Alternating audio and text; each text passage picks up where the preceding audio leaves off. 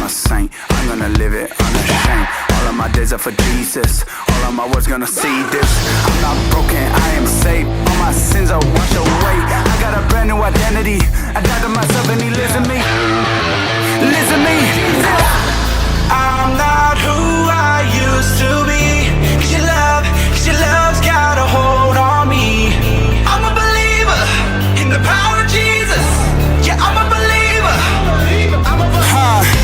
Yeah, I'm not who I used to be. Cause your love's got a hold on me. I'm a believer in the power of Jesus. Yeah, I'm a believer. Hey, I'm a saint.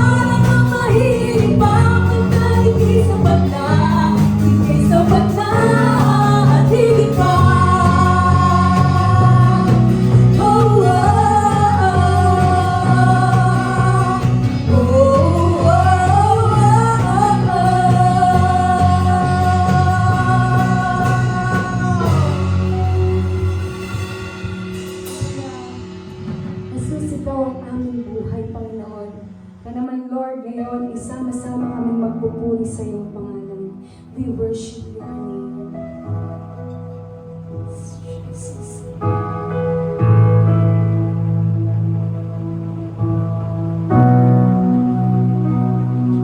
Oh, Jesus, ikaw lamang ang buhay ko.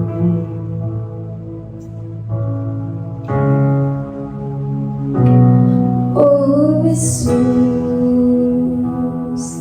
ikaw lamang ang buhay ko.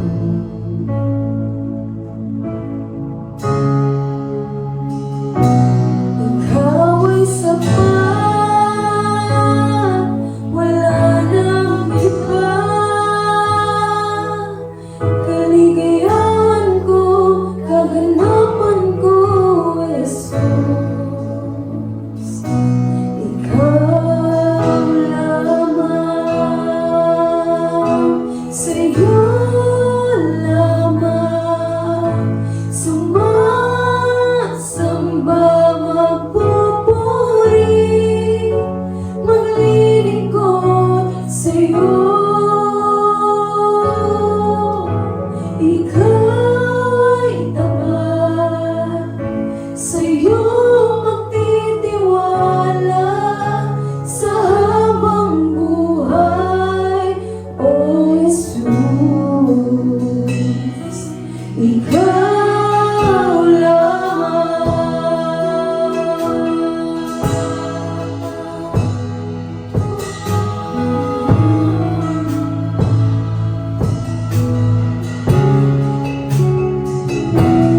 Oh Jesus, ikaw lamang ang buhay ko.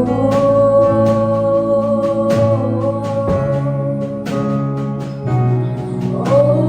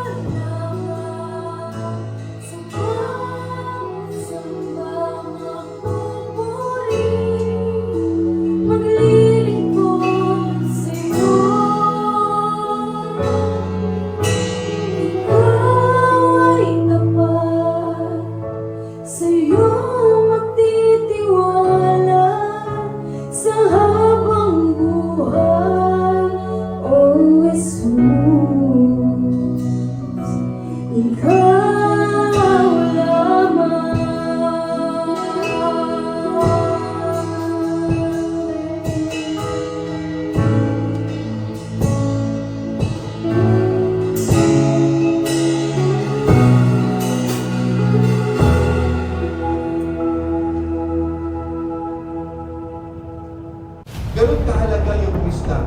Dahil kahit nasa sa'yo ang yaman ng mundo ito, pero wala kang karunungan, sayang ang kayamanan. Kahit ihingin mo sa Diyos na maraming tao ang mag-follow sa'yo, pero wala kang karunungan, isang araw, isa-isang mawawala yung mga tao na mag-follow sa'yo dahil hindi ka marunong mag-lead ng tao. Kahit humingi ka ng asawa kay Lord, pero wala kang wisdom para maging, kung ikaw ay lalaki, para mag-lead, wala kang wisdom para mag-take ng responsibility bilang tatay, bilang asawa, isang araw, mag-fail yung tatay mo. Dahil wala kang karunungan. Kaya kung meron kang hihingi ngayon sa ating Panginoon, dapat wisdom.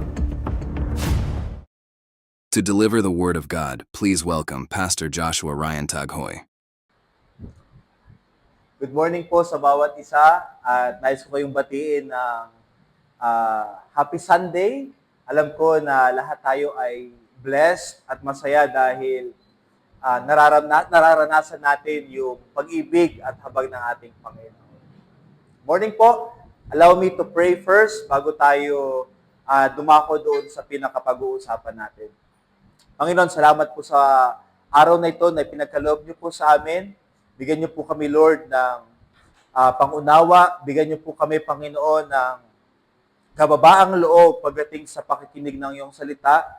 At bigyan mo rin kami, Panginoon, ng puso na handang sumunod sa iyong mga salita. Maraming pong salamat. And Holy Spirit, na-acknowledge ka po namin sa oras na ito at patuloy po na ikaw ay kumilos. Kahit na alam namin, Lord, na ito ay online, pero yung presence mo, Lord, ay hindi nalilimitahan ng lugar, hindi nalilimitahan ng kahit na anong platform, Panginoon. Kaya po, Lord, maraming pong salamat. Bless us, Lord, and bless your word. In Jesus' name we pray. Amen and amen.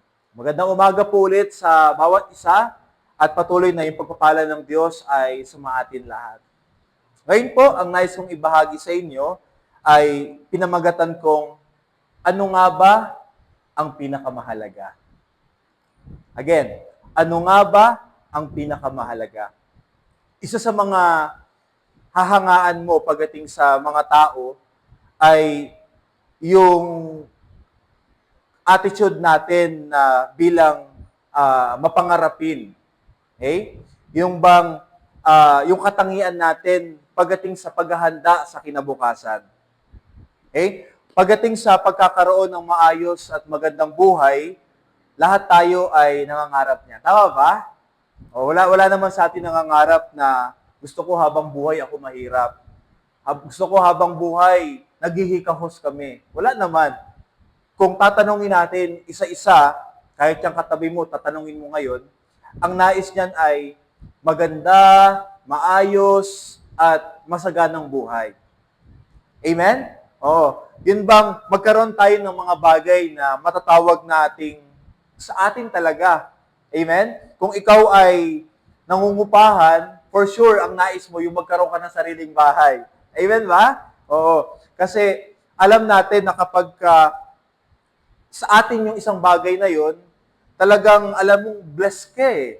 Amen po ba? Oo. At kung ikaw din yung tao na marami kang gustong gawin sa buhay, gaya ng mga pagta-travel, pagbili ng mga gamit, or pagsubok ng mga iba't ibang mga pagkain sa iba't ibang lugar, at yung iba naman sa atin, walang tigil pagdating sa pag-aaral, para maabot yung mga ninanais natin or yung pinakagusto natin sa buhay.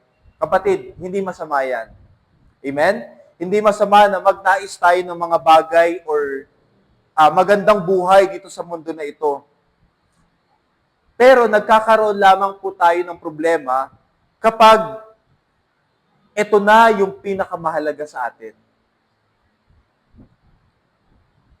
Amen? Again, hindi masama na mangarap tayo, hindi masama na magsipag tayo, hindi masama na abutin natin yung mga pangarap natin, pero nagkakaroon lang ng problema kapag hindi natin alam ang pinakamahalaga sa buhay natin. Amen. Dapat sa araw na ito, maliwanag sa iyo kung ano ang pinakamahalaga sa buhay mo. Alam mo kung ano yung dapat na pagtuunan mo ng atensyon, alam mo yung dapat na paglaanan mo ng panahon at pinaglalaanan mo ng lakas.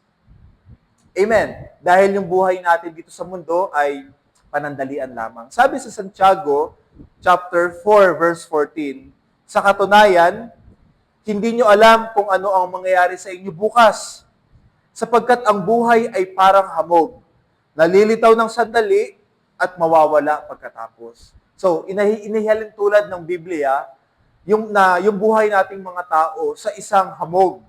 At alam naman natin yung hamog na sa umaga lang naman yan nandiyan dyan. Amen? Minsan nga, hindi na umaabot ng tanghali. Amen ba? Nasa madaling araw lang. At pag lumipas na yung umaga, nasa tanghali na, wala na yung hamog na yan. Amen? So yung buhay ng isang tao ay inihalin tulad ng Biblia sa hamog na panandali ang nandiyan, maya-maya ay wala na. Ganon kaikli ang buhay ng isang tao. Amen?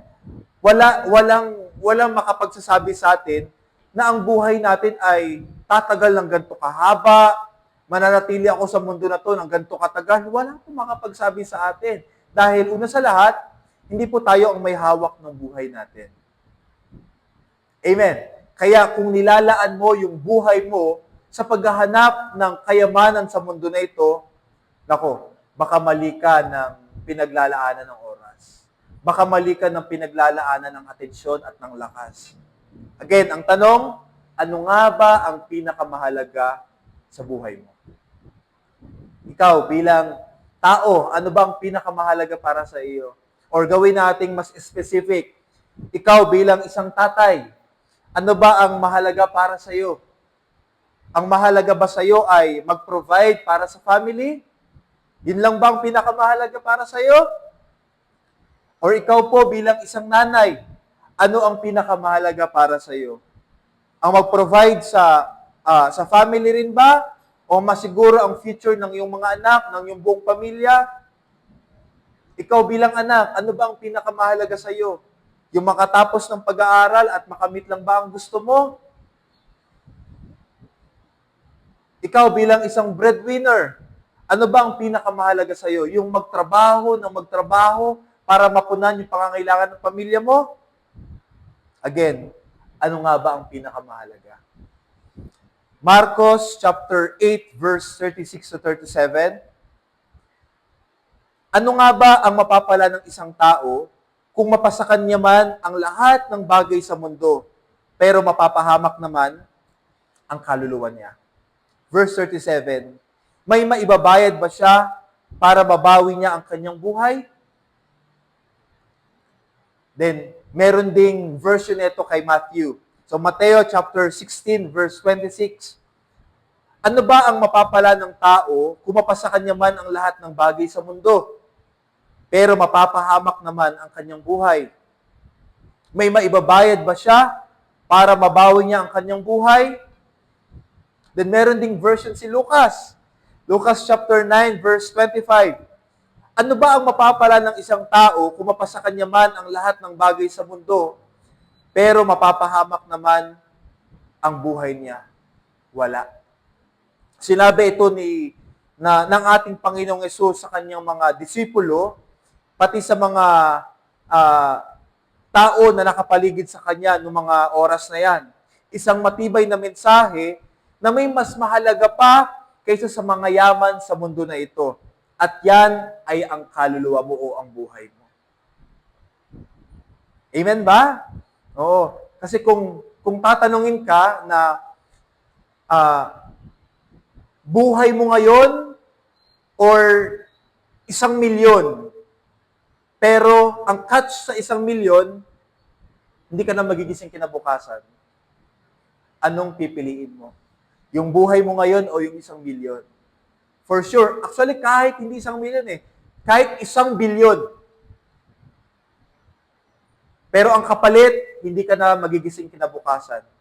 For sure, hindi mo pipiliin ng 1,000,000,000. Bakit? Kasi, anong saysay ng 1,000,000,000 kung wala na tayo?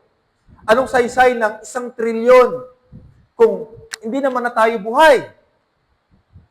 Mas priority pa rin natin ang ating buhay. Kaya ang sabi ng Panginoon, anong saysay na mapasayo ang yaman ng mundo kung mapahama ka naman?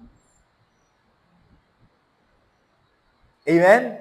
Isang matibay na mensahe mula sa ating Panginoon, isang paalala na hindi mo dapat gugulin ang buong buhay mo sa paghahanap ng kayamanan ng mundo na ito kapalit ng kaluluwa mo, kapalit ng pagkasira ng buhay mo. Dapat maliwanag sa atin, sa bawat isa sa atin, kung ano ang pinakamahalaga. Ngayon, ang tanong, ano nga ba ang pinakamahalaga? Ang unang punto natin ngayong umaga, ang pinakamahalaga na dapat alam mo at dapat pinagpapahalagahan mo, unang-una dyan ay ang relasyon mo sa Diyos. Mateo chapter 22, verses 36 hanggang 37. Guro, ano po ba ang pinakamahalagang utos sa kautusan? Verse 37, sumagot si Jesus, mahalin mo ang Panginoon mong Diyos ng buong puso, ng buong kaluluwa, at ng buong pag-ibig. Ang pinakamahalagang utos ayon sa ating Panginoong Hesus ay ang mahalin ang Diyos at hindi ang yaman sa mundong ito or kahit na ano sa mundo ito. Amen? For sure, kilala mo or may idea ka sa ating Panginoong Hesus. Amen ba? Oo. Pero hindi lang dapat natatapos doon sa pagkakilala natin sa ating Panginoong Hesus, kundi dapat meron kang maayos at malalim na relasyon sa Kanya. Magkaiba po kasi yung kilala mo ang Panginoong Hesus sa meron kang relasyon sa Panginoong Hesus. Amen? Ito po kasi ang nakakalungkot sa panahon natin ngayon. Yung itinutuunan ng maraming tao yung kanilang atensyon, yung kanilang buhay sa paghahanap ng mga bagay sa mundo na ito at nalilimutan na nila ang pinakamahalaga. Ito ay ang relasyon natin sa Diyos. Amen? Kaya ngayon, maraming mga tao ngayon, wala nang oras para sa Panginoon. Maraming tao ngayon na boring na sa kanila ang magbasa ng Bible, ang pumunta ng simbahan, ang makinig sa gantong live stream patungkol sa Diyos. Amen? Oo. Patunay niyan kapag inalok ka ng kapatid mo, ng anak mo, ng asawa mo na manood ng live stream pero ayaw mo. Amen? Pakisabi mo sa sarili mo, teka, parang tinatamaan ako. Baka ang pinapahalagahan mo na ay ang mundo na ito o ang mga bagay sa mundo na ito at hindi na ang ating Panginoon. Amen? Yung ibang mga magulang nga ngayon, napaka-busy na masyado para sa pangangailangan ng kanilang pamilya at nalilimutan na ang Diyos. Bukod doon, may mga kabataan din naman ngayon na para sa kanila, napaka-walang kwenta napaka-walang kwenta kapag ka naglalaan ka ng oras sa Diyos. Mas gusto pa maglaan ng oras sa mga barkada, sa mga tropa na hindi naman maganda yung influence sa kanila. Amen? At may mga magulang din na grabing higpit pagdating sa simbahan. Amen? Pag yung anak nila nag-church, tapos yung magulang, grabing higpit, ayaw pumayag. Pero kapag ang paalam ng anak, pupunta sa tropa, okay lang. Pupunta ng church, ay wag yan, ayaw ko dyan. Para bang, minsan ang naisip ko bilang pastor, teka, ano bang itinuturo sa loob ng simbahan? Kalokohan ba? Ang tinuturo ba sa loob ng simbahan ay sumagot sa magulang, maging rebelde sa magulang, magnakaw, pumatay, hindi naman. Amen? Ang tinuturo naman dito sa loob ng simbahan ay ibigin ang Diyos higit sa lahat. Dahil pag natutunan ng mga anak natin na umibig sa Diyos, hindi na mahirap sa kanilang sumunod sa magulang, umibig sa magulang, magmahal sa bayan, maging mabuting kapwa. Amen? Hallelujah. Kaya mga magulang, huwag nating ipagdamot ang pagkakataon at oras sa ating mga anak na makilala nila ang ating Panginoon at magkaroon sila ng relasyon sa kanila, sa ating Diyos. Amen? Mga anak, Mahalin natin ang Diyos, hindi yung barkada. Mahalin natin ang Diyos, hindi yung mga bagay sa mundo na to. Dahil isang araw, ang mananatili lang naman, ang relasyon mo sa Diyos. Ang titignan ng Diyos, isang araw, hindi yung narating mo, hindi kung ano yung i-provide mo sa pamilya mo. Ang titignan ng Diyos, kung meron ka bang relasyon sa Kanya. Ano ang pinakamahalaga? Nakuuna sa lahat yung relasyon mo sa Diyos. Hallelujah. Pakisabi naman sa katabi mo, alam mo na kung ano yung isa sa pinakamahalaga. Amen? Oo. Hindi mo po pwedeng itapat sa kayamanan ng mundo na to yung relasyon mo sa Diyos. Hindi po pwede. Amen po ba, mga magulang? Amen po ba, mga anak? Mga kapatid ko? Hindi mo po pwedeng itapat sa trabaho mo, even sa pamilya mo, yung relasyon mo sa Diyos dahil ang pinakamahalaga sa lahat ay yung relasyon mo sa Diyos. Hallelujah. Ngayon, pangalawang pinakamahalaga ay ang kaligtasan ng iyong kaluluwa. Ano ang pinakamahalaga? Una, relasyon mo sa Diyos. Pangalawa, ang kaligtasan ng iyong kaluluwa. Kapag meron kang maayos at malalim na relasyon sa Diyos, lalo sa ating Panginoong Yesus, ay ito'y nagpapakita na meron kang pananampalataya sa Diyos. Amen? Dahil hindi ka naman maglalaan ng relasyon sa Diyos kung wala kang pananampalataya sa Kanya. Amen? Hallelujah. At pag meron kang pananampalataya sa Diyos, meron kang paniniwala sa Diyos, meron kang relasyon sa Diyos, sigurado ang kaligtasan mo. Juan chapter 3 verse 16, sapagkat ganito ang pag-ibig ng Diyos sa mga tao sa sanlibutan. Ibinigay niya ang kanyang bugtong na anak upang ang sinumang sumampalataya sa Kanya ay hindi mapahamak, kundi magkaroon ng buhay na walang hanggan. Hallelujah! Hindi mapapahamak ang sinumang may pananampalataya sa ating Panginoong Yesus. Pero, kailangan nating maunawaan na ang buhay na walang hanggan dito ay ang buhay na walang hanggan sa piling ng ating Diyos. Dahil meron po tayong buhay na walang hanggan, dalawa po yan. Okay? Una, kapag ikaw ay hindi kumilala sa Diyos, ikaw ay tumalikod sa Diyos, talagang minak mo ang Lord, naging rebellious ka sa Kanya, at minahal mo yung kasalanan, meron kang buhay na walang hanggan sa impyerno. Pero kapag ikaw ay merong pananampalataya sa Diyos, merong relasyon sa Diyos, iniibig mo ang Diyos, sumusunod ka sa Diyos, meron kang buhay na walang hanggan sa kalangitan kasama ang ating Panginoon. Amen. Hallelujah. Kaya, mga kapatid ko, kailangan alam mo ang pinakamahalagang bagay sa iyo. Amen? Dahil itong nakakalungkot, mga kapatid, yung bang ginugol mo na yung buong oras mo sa yaman sa mundo na to, nagkandakuba ka na kakatrabaho, nagkanda iyak-iyak ka na dahil sa sobrang stress kakahanap ng kayamanan sa mundo na ito, grabing piniplease mo yung amo mo, yung kamag-anak mo, talagang grabe ka mag-provide. Pero isang araw, dahil hindi mo iningatan yung relasyon mo sa Diyos, wala kang kaligtasan. Naghirap ka na dito sa lupa, maghihirap ka pa sa impyerno. Amen. Kaya ang sabi ng Bible, anong saysay na mapasayo ang yaman ng mundo kung mapahamak ang kaluluwa mo? Ikaw nga ang milyonaryo dito, ikaw ang bilyonaryo. Pero darating ang araw, mamatay tayo. Aharap tayo sa Diyos. At yung buhay natin na ginugol sa lupa, nagkandahirap-hirap tayo, pero ang ending natin, may mas matindi pa palang paghihirap sa impyerno. Amen? Mga kapatid ko, maikli lang po ang buhay sa mundo. Amen? At merong mas mahabang buhay na nag-aantay sa atin, yun yung buhay na eternal. Ngayon, kung maikli ang buhay sa mundo na ito at mahaba yung susunod na buhay, bakit natin mas pinapahalagahan yung temporary na buhay ngayon? Amen?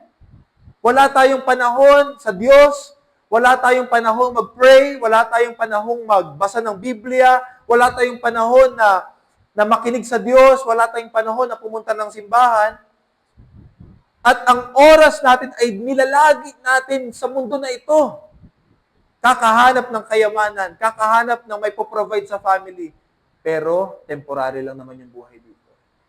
Kaya kung meron kang buhay na dapat paghandaan, yun yung buhay na kasama ang Diyos. Kailangan mong siguraduhin na yung kaligtasan mo ay sigurado. Amen po ba? Kailangan sigurado ang kaligtasan mo at matatagpuan mo lang yung kaligtasan na yan, walang iba kundi sa ating Panginoong Hesus. Kapag ka ikaw ay naniwala sa Kanya, ikaw ay nanampalataya sa Kanya, ikaw ay naniwala sa ginawa niya na siya ay namatay sa cross para pagbayaran lahat ng kasalanan mo at siya'y nabuhay muli para sa iyo. Kapag ka naniwala ka sa kung anong ginawa ng Panginoong Hesus, meron kang buhay na walang hanggan. Hallelujah. Amen po ba? Kaya sabihan mo yung katabi mo, maniwala ka sa Panginoong Hesus.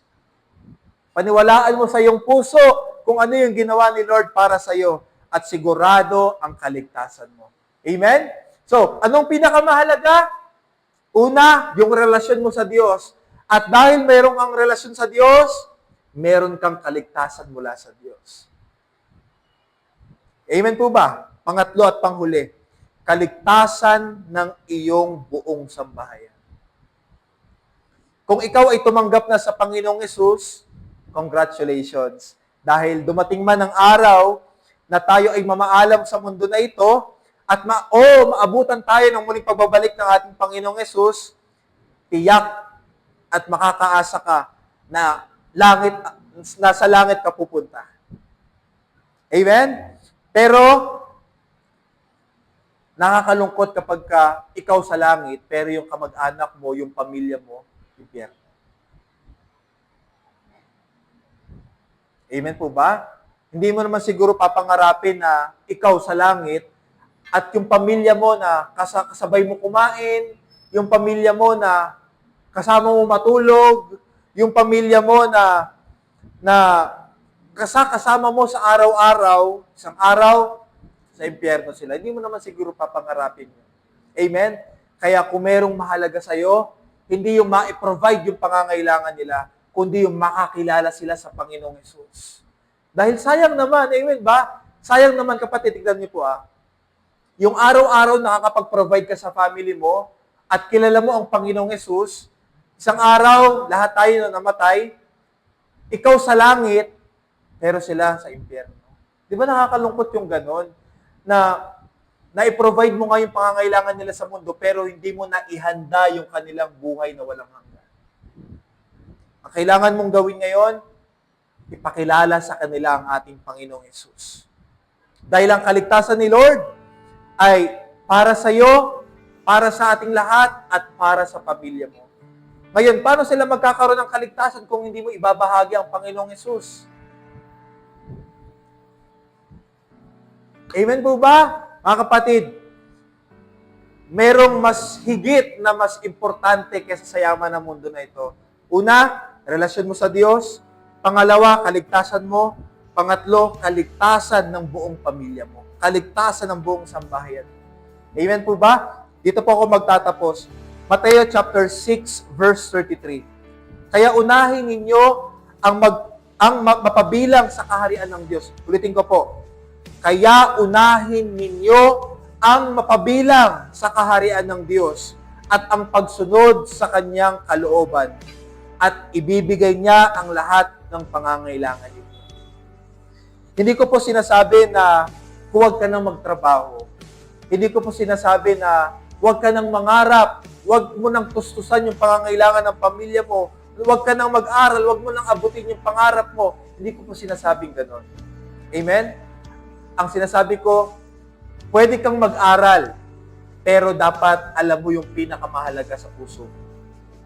Pwede kang magtrabaho, pwede mong i-provide yung pangangailangan ng family mo, pero dapat alam mo yung pinakamahalaga sa iyo. Dahil pwede ka naman magtrabaho na hindi mo pinapabayaan yung relasyon mo sa Diyos. Pwede ka naman mag-provide sa family mo na hindi mo pinapabayaan yung relasyon mo sa Diyos. Pwede ka naman mag-aral na hindi mo pinapabayaan yung relasyon mo sa Diyos. Pwede ka naman magpamilya na hindi mo pinapabayaan yung relasyon mo sa Diyos. Pwede mong gawin lahat ng bagay sa mundo na ito na hindi mo pinapabayaan ang relasyon mo sa Diyos at napapanatili mo yung kaligtasan na regalo sa iyo ng Panginoon. Amen? Sabi ng salita ng Diyos, unahin mo siya. Kaya unahin ninyong mapabilang sa kaharian ng Diyos. Ano ang promise doon ni Lord? Lahat ng bagay, lahat ng pangangailangan mo ay ibibigay na lang ng Diyos. Idadagdag na lang sa iyo ng Panginoon. Ito kasi nakakalungkot. Yun bang ginagawa natin yung mga bagay sa mundo na to at hinuhuli natin ang Diyos. At ang worst, kinakalimutan pa natin siya.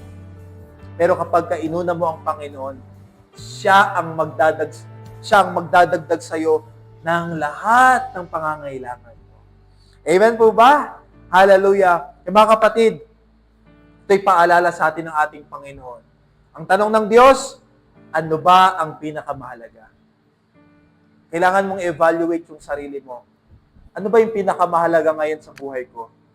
Pamilya ko ba?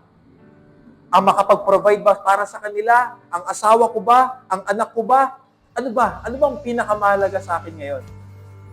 Pero gustong sabihin sa iyo ng Diyos, dapat ang pinakamahalaga sa iyo ay ang relasyon mo sa Kanya. Dahil pag meron kang relasyon sa Diyos, meron kang kaligtasan. At dahil meron kang kaligtasan, hindi mo ipagkakait yung kaligtasan na yan na i-share sa buong family. Hallelujah. Father God, salamat po sa oras na ito. Salamat po sa mensahe at paalala, Panginoon, na kailangan naming baguhin yung priority namin. Kailangan naming baguhin, Panginoon, yung mga bagay na nakasanayan namin. Panginoon, patawad sa mga pagkakataon na hinuhuli ka namin at minsan nalilimutan ka namin, Panginoon. Lord, salamat. Dahil ito yung pagkakataon para unahin ka ulit namin at gawin ka namin top priority, Lord. Dahil sabi mo sa iyong salita, kapag ikaw ang inuna namin, kapag ka inuna namin na mapabilang sa kaharian mo, lahat ng bagay ay idadagdag mo na lang sa amin, Panginoon. Lord, I pray na ang bawat pamilya na nanonood sa oras na ito ay patuloy mong pagpalain, Panginoon. Lord, teach us, help us, God, na ikaw yung ma-prioritize namin sa araw-araw ng aming mga buhay. Lord, kung may mga pagkakataon na nangingibabaw yung pag-aalala namin sa mga pangangailangan ng pamilya namin, Lord, remind us na ikaw ang pinakamahalaga. Ang relasyon namin sa iyo ang pinakamahalaga.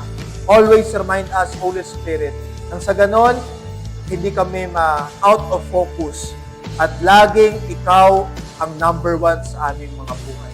Lord, salamat po. I declare blessings, Lord, sa bawat family na nanonood sa oras na ito. I declare security, prosperity, blessings upon blessings, Panginoon. Lord, maraming pong salamat sa oras na to at patuloy ka namin itinataas. Sa tanging pangalan ni Jesus, Amen and Amen and Amen. Maraming pong salamat at pagpalain po kayo ng ating Amen and Amen. Maraming salamat sa Diyos sa buhay ng ating mahal na pastor. Magandang araw po sa bawat isa. I am Ace, one of the primary leader ng Harvesters Caloocan. Meron po akong i-share about encouragement, about giving. Okay, so sisimulan ko po ito sa isang tanong. Ano po yung mga bagay na bumabagabag sa inyong isipan sa oras na ito? Ano po yung mga bagay na wino-worry natin? Yung mga bagay na pilit nating hindi isipin pero naisip pa rin talaga natin. Diba? Especially sa nangyari sa ating panahon ngayon. Diba? Ang taas ng bilihin, lahat mahal. Diba? Ang mahal ng gasolina, paano na lang yung kakainin natin sa mga susunod na araw, sa susunod na linggo, paano yung pag-aaral ng ating mga anak, diba? And meron pa nangyayari na gera sa ibang bansa. So, ang dami nating iniisip, di ba? Ang dami nating pwedeng isipin, i-worry. Pero ang ganda ng sinabi ni Paul po dito sa Philippians chapter 4 verse 6, Tagalog version po yung babasahin ko. Nakasulat po doon na huwag kayong mag-alala sa anumang bagay. Sa halip, ilapit ninyo sa Diyos ang lahat ng inyong pangangailangan sa pamamagitan ng panalangin may pasasalamat. Diba? Ang ganda ng sinabi dito ni Paul kasi ina-assure niya tayo, ini-instruct niya tayo na imbes na tayo ay mag-worry, lumapit tayo kay Lord. And naalala ko yung shinare ni Ate Blair last simbahay na kung yung mga ibon nga sa impapawid ay hindi pinapabayaan ng Diyos, what more pa tayong mga anak niya na mas mahalaga kaysa sa ibon. Amen? So, actually, ang daming bagay na pwede nating isipin. Pero alam niyo po ba, yung paglapit kay Lord is an act na tayo ay nagtitiwala sa Kanya. Diba? Na tayo ay nagsusurrender. Diba? Sinusurrender natin yung sitwasyon na meron tayo. Diba? Ang sarap sa feeling kaya na meron tayong masasandalan in times of trouble. Diba? Meron tayong mga problema, meron tayong mapagsasabihan ng ating problema. And yun ay si Lord. Diba? Kasi yung mga nangyari sa ating bansa, sa ating buhay, hindi po natin talaga kontrol lahat. Pero alam niyo po ba na si Lord, kaya niya po lahat. Walang imposible po sa Kanya, walang mahirap sa Kanya. And one of the, also an act na tayo ay nagtitiwala kay Lord is through giving. Hindi po natin pinagkakatiwala lamang yung perang ibibigay natin kay Lord, pero alam niyo po ba na by giving back to God, pinagkakatiwala din po natin yung buhay ng ating mga anak, buhay ng ating pamilya, 'di ba? Yung sitwasyon na meron tayo, yung pag-aaral nila, 'di ba? And yung also yung trabaho natin, 'di ba? So, yung lahat ng bagay na ito ay paprotektahan ni Lord at si Lord yung bahala sa iyo. Ang basta gagawin lang natin ay magtiwala kay Lord at lumapit sa Kanya. Kasi walang iba tayong talagang pwedeng lapitan in times of trouble sa panahon ngayon kundi si Lord lamang po. Okay? So, wag po tayo mag-alala bagkus tayo ay lumapit at magtiwala na tayo ay sagot ni Lord. Amen? So, pikit lang po tayo, iniimbitahan ko po kayo sa isang panalangin. Okay, so pag-pray ko lang po kayo. Maraming salamat po sa araw na to, Lord. Heavenly Father, salamat Lord sa buhay ng bawat member ng aking pamilya. Salamat Lord sa buhay ng aking mga kaibigan, sa mga kasama ko sa oras na to, Lord. Lord, sa bawat tao na nakakarinig ng mensahe na ito, Panginoon. Lord, I pray, Panginoon, na bigyan niyo po sila, Panginoon, na malinaw ng kaisipan, Lord God. Lord, tanggalin mo, Panginoon, yung anumang worry, Lord God, na nagbibigay bigat sa aming puso, sa aming isip, Lord God. Pagkus, Lord, bigyan niyo po ito, Panginoon.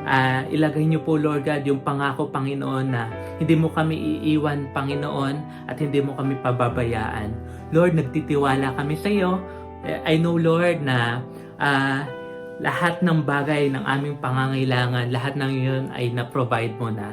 And salamat po, Lord. Salamat po, Lord, dahil nandiyan ka, Panginoon, para bigyan kami, Panginoon, ng assurance. Bigyan po kami ng kapayapaan na lahat ng bagay na nangyari sa mundong ito ay hawak mo, Panginoon. And salamat po, Lord. I-bless mo po ang bawat pamilya, Panginoon, na makakarinig ng mensahe na ito. We love you, God. In Jesus' name, Amen.